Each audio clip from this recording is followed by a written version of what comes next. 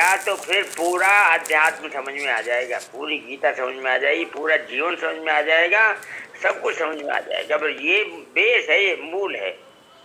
आचार्य जी प्रणाम। कल हमने ये बात भाई बहनों से कही थी कि 13वें अध्याय के पहले श्लोक से लेके 7वें श्लोक तक पूरे ब्रह्मांड का वर्णन है, शरीर, क्षेत्रज्ञ, क्षेत्र सबका। लेकिन बिना इस पैराग्राफ के समझे वो सातों श्लोक की व्याख्या पूरी पकड़ में नहीं आई। प्रमाण क्या है कि 5वें श्लोक में अहंकार का जो वर्णन आया है वो आज भी प्रश्न बना रहता है। और हमारे मोहन भाई जी ये बात परिशिष्ट भाव जैसे ही पूरा होता है वो तुरंत एक बात कहते हैं कि इस सब में बहुत ज्यादा दिमाग लगाने की जरूरत नहीं है, स्वामी जी खुद लिखे हुए हैं। ये बात मोहन भाई जी याद दिला देते हैं। महाराज जी राम राम। हाँ। एक बात मुझे भी कहनी थी। अभी जो हमारे दिनेश जी ने, हरिओम जी ने बताई ये बात, मैं की तरफ दृष्टि कराई, मेरे जीवन में आज तक मैं की तरफ दृष्टि नहीं गई थी। ये इन्होंने चेत करा कर हमारे पर बड़ी कृपा की है। मैं की तरफ दृष्टि नहीं, गई नहीं।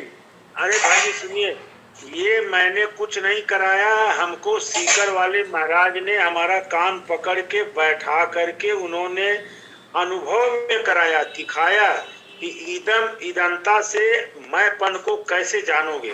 ये बात उनके चरणों में बैठ करके मुझे मिला। वो बात आपके सामने हमने रख दिया है। बताने वाले स्वामी जी के परिकर लोग ही हैं जी। अब आचार्य जी पढ़िए आप। और ठीक है महाराज भाई बहनों से प्रार्थना है, भाई बहनों से प्रार्थना है कि आचार्य जी जो पढ़ने जा रहे हैं ये पैराग्राफ फिर से, जहाँ कोई बात अटके आपस में हम लोग विचार विनिमय कर लें जी। चलिए, ये जो है 7वें अध्याय का चौथा 5वां श्लोक और 13वें अध्याय का 5वां 6ठा श्लोक, उसमें क्षेत्र का वर्णन है और क्षेत्रज्ञ का भी वर्णन है। तो क्षेत्र का वर्णन जहां आया है, दोनों अध्यायों में आया विस्तार से, लेकिन जैसा वर्णन इस श्लोक में है वैसा वहां नहीं मिलता। जैसा यहाँ समझ में आता है वहां नहीं समझ में आता। बिल्कुल बिल्कुल। वहां विस्तार बहुत है, यहाँ संक्षेप है, लेकिन यहाँ कंप्लीट है, एकदम पूर्ण है, कुछ भी बचता नहीं। वहां उलझ जाते हैं, यहाँ उलझने की गुंजाइश ही नहीं है। अब विचार यह करना है कि स्थूल शरीर का तो हमें ज्ञान होता है, पर सूक्ष्म और कारण शरीर का हमें ज्ञान नहीं होता।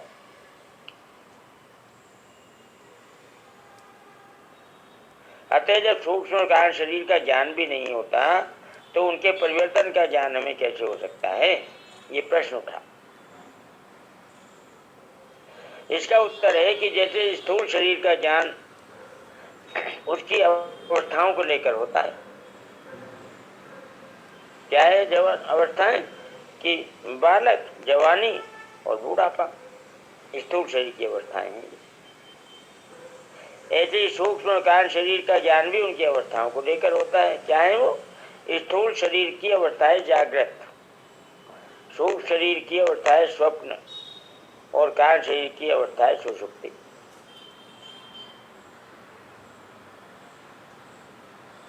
मनुष्य अपनी बाल्यावस्था में अपने को स्वप्न में बालक देखता है। ये बात बहुत ही महत्वपूर्ण है। इस बात को अगर आप समझ लो तो सारा काम बन जाएगा। बचपन में जो स्वप्न आता है वो बचपन वाले शरीर का ही आता है। जवानी में जो स्वप्न आता है जवानी वाले शरीर का ही आता है। और बुढ़ापे में जो आता है स्वप्न, बुढ़ापे वाले शरीर का ही आता है। कहते हैं स्थूल शरीर की जागृत, स्थूल शरीर की, सूक्ष्म शरीर की स्वप्न और कारण शरीर की सुषुप्ति अवस्था मानी जाती है। मनुष्य अपनी बाल्यावस्था में अपने को स्वप्न में बालक देखता है, युवावस्था में स्वप्न में युवा देखता है और वृद्धावस्था में स्वप्न में वृद्ध देखता है। इससे सिद्ध हो गया कि स्थूल शरीर के साथ साथ सूक्ष्म शरीर का भी परिवर्तन होता है। ऐसे ही सुषुप्ति अवस्था बाल्यावस्था में ज्यादा होती है, युवावस्था में कम होती है अपेक्षाकृत, और वृद्धावस्था में बहुत कम हो जाती है। अतः इससे कारण शरीर का परिवर्तन भी सिद्ध हो गया।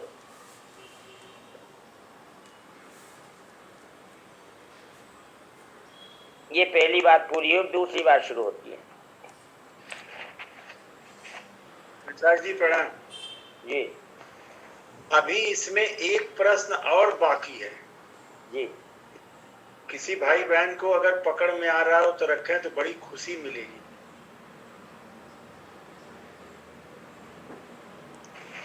प्रश्न पकड़ने वाले तो हमारे यहाँ सोनी जी हैं, ओम प्रकाश शर्मा जी हैं, डायनमा भाई जी हैं, जीएल सोनी जी हैं, और पता नहीं क्यों अरे चुप रहे। महाराज जी एक आचार्य प्रश्न जी मेरा भी है, एक प्रश्न मेरा भी, मेरा हमारी सुनो, स्वप्न पे ही है। स्वप्न के हाँ। अंदर हम जो जीवित अवस्था में मानते हैं अपने आप को, स्वप्न जब आया तो उस परिस्थिति में वो स्वप्न ऐसा था कि उसमें भगवान याद नहीं आए, घबराहट पूरी हो रही पर भगवान याद नहीं आए, तो ऐसा क्यों है ये मुझे पूछना था। नारायण नारायण। भगवान याद किसको आते हैं? भगवान को याद करता है, मेरा तो यही भाव है, बाकी आप बताओ। और स्वप्न कौन देखता है? स्वप्न स्वप्न कौन दे, स्वप्न देखता है या गलत। हम देखकर फिर बता नहीं पा रहा इस बात को, आप बताओ। स्वप्न कौन देखता है?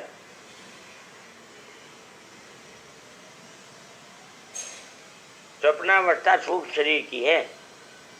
अच्छा ठीक है फिर।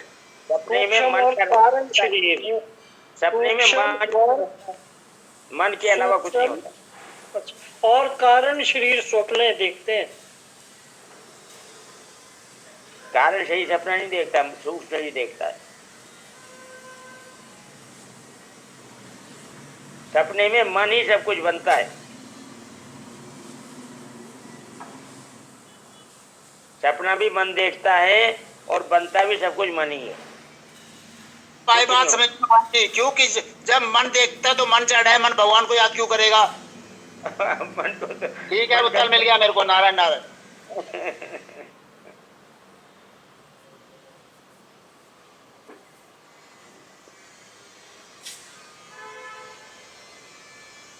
हाँ जी, क्या कह रहे थे भाई जी, बोलिए।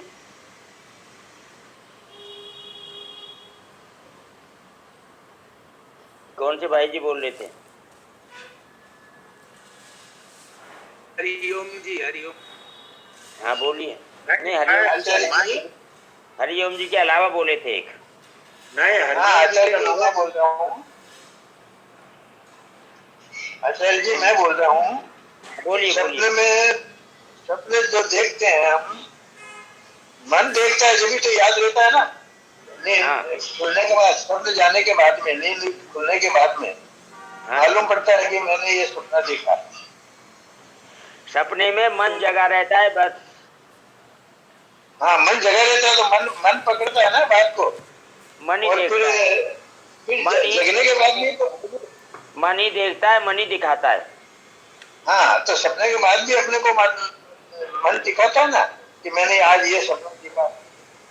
हाँ जी। तो ये जो मैं है वो मन ही है, वो क्या यही देख रहा है। सपने का राजा मन होता है। हाँ, और जागृत का राजा बुद्धि होती है। हाँ, जागृति खुशी होती है और सुसुप्ति मन भी होता है, बुद्धि होती है, दोनों होती है। जागृति में तो दोनों काम करते हैं। पहले मन करता है, फिर उसको बुद्धि समझती है। जागृत में मन के ऊपर बुद्धि का काबू रहता है। हाँ, बुद्धि का मन की मनमानी पर काबू नहीं है। सपने में मन की मनमानी। इसमें बुद्धि का सपने में बुद्धि का कंट्रोल नहीं है ना। ना। नारायण नारायण। अपनी वासना के कारण जो भी कामना और वासना रहती है, उसी के कारण मन काम करता है ना। जी हाँ। तो कारण वो रहता है कि जिसकी जैसी वासना और जिसका जिस कामनाएं जो होगी अंदर, उसके हिसाब से उसका मन उसको ले जाएगा। आचार्य जी प्रणाम। जागृत में मन जो नहीं कर पाता वो सपने में कर लेता है। राम आचार्य जी, आवाज आ रही है? बोलिए।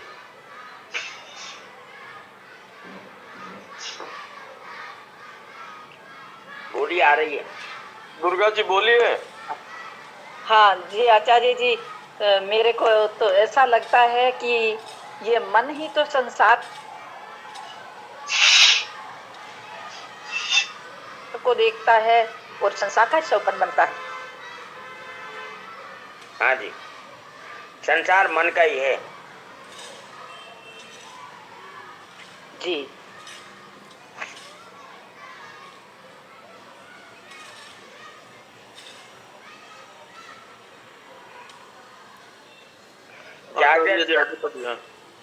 हाँ जी, मनुष्य अपनी बाल्यावस्था में अपने को स्वप्न में बालक देखता है।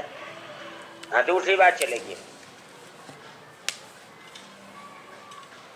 अवस्था में नींद लेने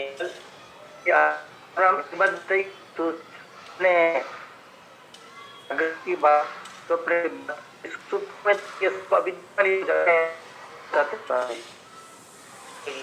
चलिए जी जी,